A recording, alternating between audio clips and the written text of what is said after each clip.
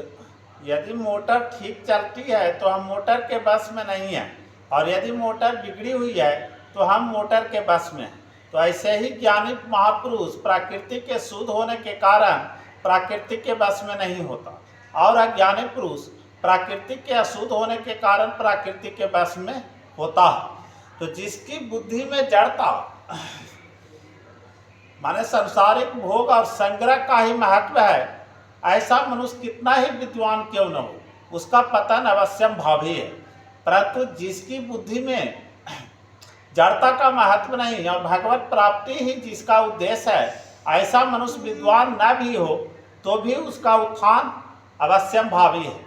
कारण कि जिसका उद्देश्य भोग और संग्रह में न होकर केवल परमात्मा को प्राप्त करना ही है, तो उसको समस्त भाव विचार कर्म आदि उसकी उन्नति में सहायक हो जाते हैं। अतः साधक को सर्वप्रथम परमात्मा प्राप्ति का उद्देश्य बना लेना चाहिए, फिर उस उद्देश्य को सिद्धि के लिए रोग द्वेष से रहित होकर कर्तव्य कर्म करना चाहिए।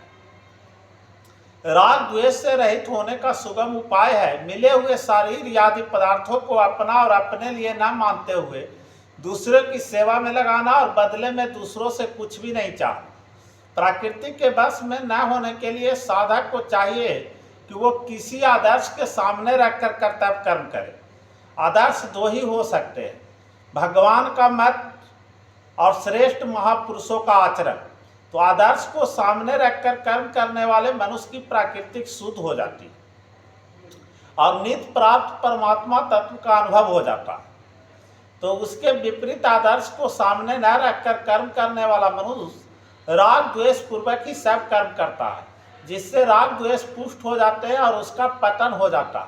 नष्टानम विधि माने जैसे नदी के प्रवाह को हम रोक तो नहीं सकते पर नहर बनाकर मोड़ सकते हैं, तो ऐसे ही कर्मों के प्रवाह को रोक तो नहीं सकते पर उसके प्रवाह मोड़ सकते हैं। निस्वार्थ भाव से केवल दूसरों के हित के लिए कर्म करना ही कर्मों का प्रवाह को मोड़ना है। तो अपने लिए किंचन मात्र भी कर्म करने से कर्मों का प्रवाह मुड़ेगा नहीं। तात्पर्य यह है कि केवल दूसरों के हित के लिए कर्म करने से कर्मों का प्रवाह संसार की ओर हो जाता है और साधक कर्म बंधन से मुक्त हो जाता है। माने इसका परिशिष्ट भाव है कि ज्ञानी महापुरुष भी जब व्यवहार करता है तो स्वभाव के अनुसार ही करता है। कारण कि कर्मों के बिना कोई व्यवहार नहीं कर सकता। माने ज्ञानी महापुरुष भी जब व्यवहार करता है तो स्वभाव के अनुसार ही करता है।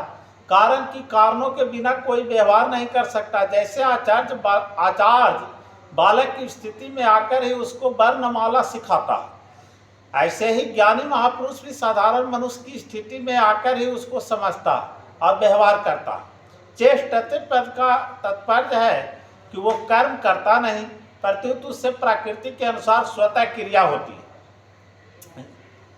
जैसे वृक्ष के पत्ते हिलते हैं तो उनसे कोई फलजनक कर्म नहीं होता, ऐसे ही कर्तव्य अभिमान न होने के कारण उसके द्वारा कोई शुभ अशुभ कर्म नहीं बनता। ज्ञानी महापुरुष भी दूसरों के हित में लगे रहते हैं, क्योंकि सावधान अवस्था में ही उनका स्वभाव प्राणी मात्र के हित करने का रहा। सर्वभूति हिते रता माने इसलिए कुछ भी करना जानना और पाना शेष न रहने पर भी उनमें सबका हित करने का स्वभाव रहता। तात्पर्य है कि दूसरों के हित करते करते जब उनका संसार से सर्वथा संबंध विच्छेद हो जाता है तब उनको हित करना नहीं पड़ता, प्रत्युत पहले के प्रवाह के कारण उनके द्वारा स्वतः दूसरों का हित होता है। माने इस श्लोक से संबंध